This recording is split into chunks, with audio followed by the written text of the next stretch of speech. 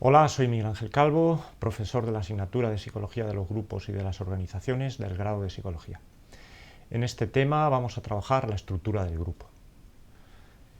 Bueno, básicamente lo que vamos a analizar son los elementos de esa estructura del grupo. Vamos a estudiar en profundidad dos de ellos, concretamente estatus y roles, y finalmente, para acabar el tema, vamos a analizar el sistema de normas. Bueno, cuando hablamos de estructura del grupo, básicamente nos estamos refiriendo a la organización del grupo, es decir, cómo se organiza el grupo. Ahí tenéis una definición de Cartwright y Thunder que nos describen el grupo como ese conjunto de relaciones o interacciones propias de una determinada pauta grupal. Aquí tenemos que tener en cuenta que vamos a percibir tantas estructuras en el mismo grupo como pautas grupales existan. Es decir, por ejemplo, un equipo de fútbol va a tener una pauta grupal en el terreno de juego y puede tener otra pauta grupal como equipo y como grupo fuera del terreno de juego. En cada una de esas situaciones tendrá una estructura diferente. Blanco y Fernández describen tres características que nos ayudan a comprender la estructura del grupo. Una es el orden y la distribución de los sujetos que componen el grupo, es decir, cómo se organizan esos miembros del grupo y qué ubicación tienen en el mismo. Otra característica es la consistencia y la estabilidad de esas relaciones. Ya hemos estudiado en temas anteriores que una clave de la esencia del grupo son las interacciones que se dan entre los miembros. Bueno, pues para que exista grupo debe existir una consistencia y una estabilidad de esas interacciones. Y eso establece esa estructura.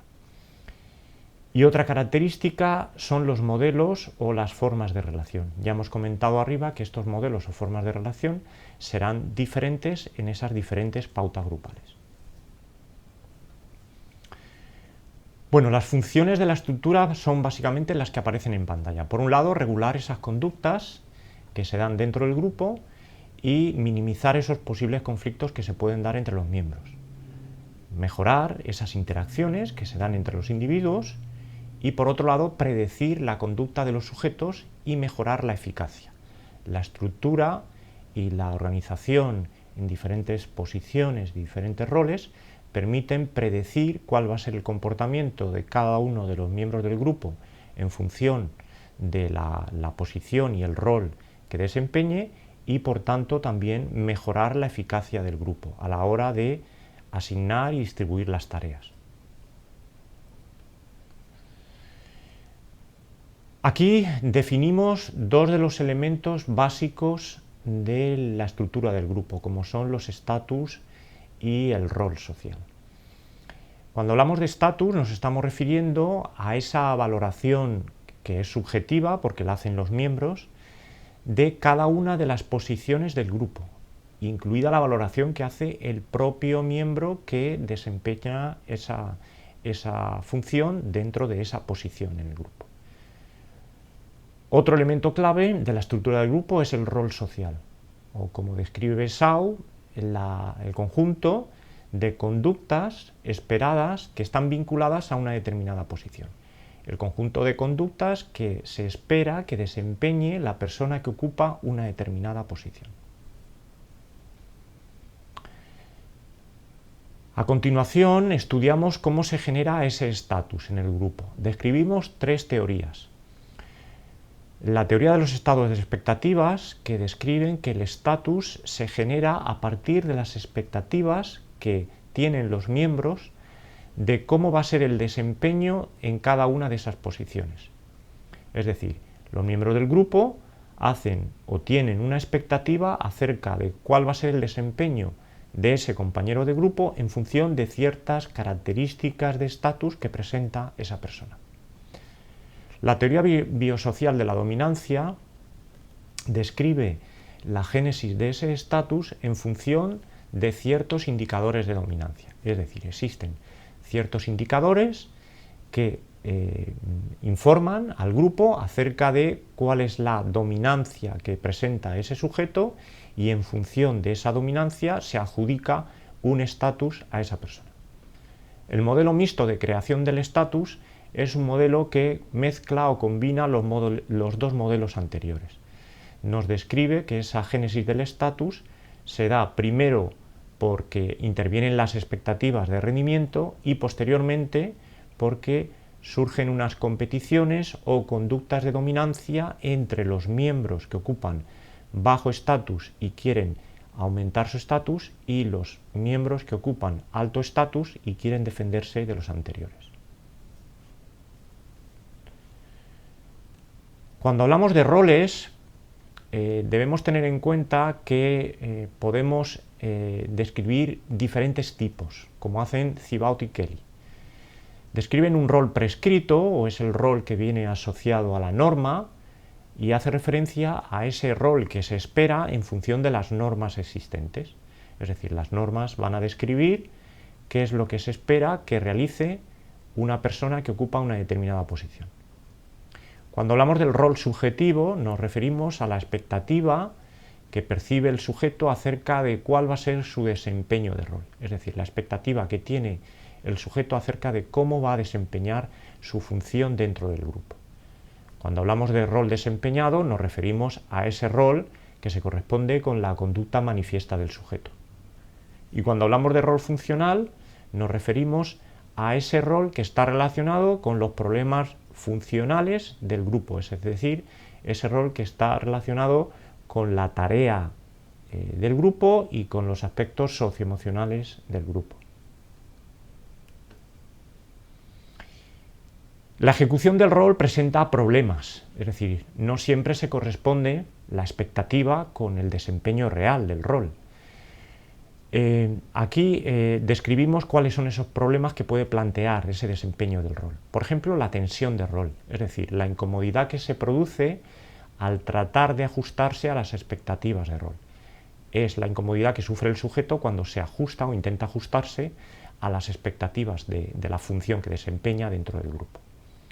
La ambigüedad de rol se refiere a esa discrepancia entre la información que tiene el sujeto que tiene que desempeñar un determinado rol y la información necesaria para el correcto desempeño del mismo. Finalmente, el conflicto de rol surge como consecuencia de esa diferencia entre la expectativa y el desempeño de rol. Aquí tenemos que tener en cuenta que podemos hablar de conflicto interrol, es decir, cuando se produce una incompatibilidad entre dos roles que desempeñan el mismo sujeto, por ejemplo, la incompatibilidad que se puede dar entre el rol de alumno de una clase y al mismo tiempo rol de delegado, es decir, esa persona que ocupa al mismo tiempo un rol de alumno y al mismo tiempo un rol de delegado, y eso le puede plantear un conflicto interrol. Otro tipo sería el conflicto intrarrol, es decir, esa incompatibilidad que se produce entre el que ejecuta el rol y el que recibe las consecuencias de ese rol. Por ejemplo, estaríamos hablando de conflicto intrarrol cuando se produce una incompatibilidad entre el rol del delegado y el resto de alumnos de esa clase, que tienen una expectativa acerca de cuál debe ser ese rol de delegado. Otro tipo es el conflicto persona-rol. Hace referencia a la incompatibilidad entre la expectativa de rol y la personalidad del sujeto.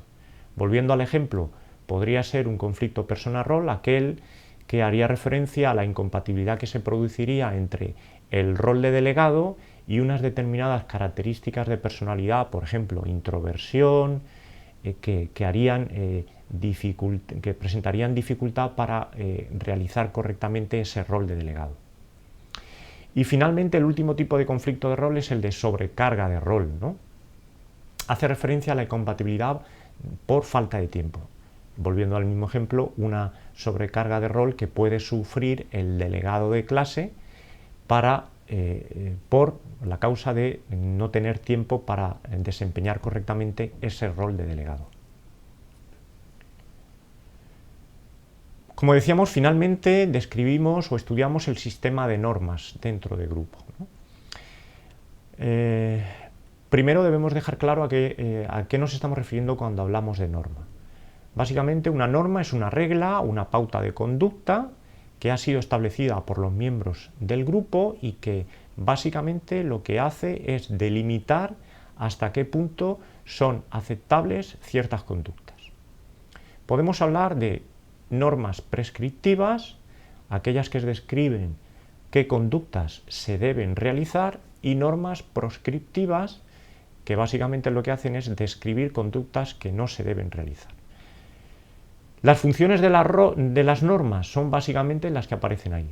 Tienen, por un lado, una función cognitiva, es decir, presentan un marco de referencia para entender el mundo social que rodea al sujeto.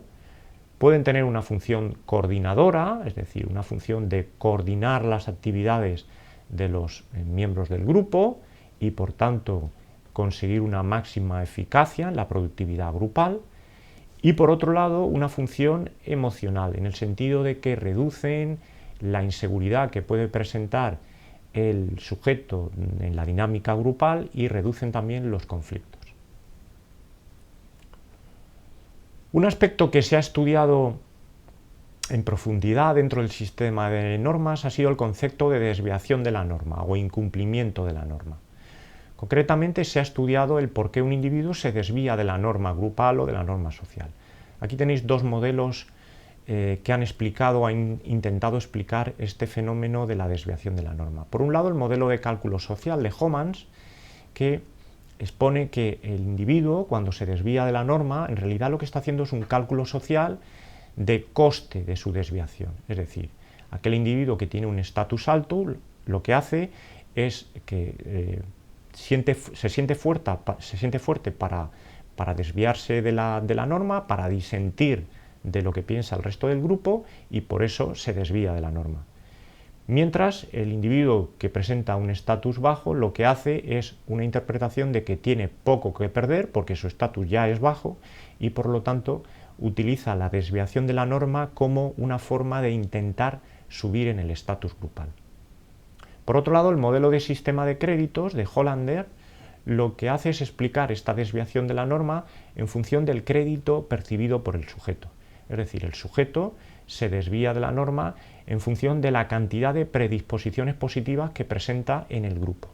Un sujeto que presenta predisposiciones positivas dentro del grupo se siente fuerte para desviarse de la norma. Otro aspecto que se ha estudiado dentro del sistema de normas es el efecto oveja negra. Concretamente, aquí exponemos este fenómeno a partir de las investigaciones de Marqués y colaboradores. Estos autores describen el efecto oveja negra como una sobrevaloración del miembro normativa del propio grupo frente al miembro normativo del exogrupo.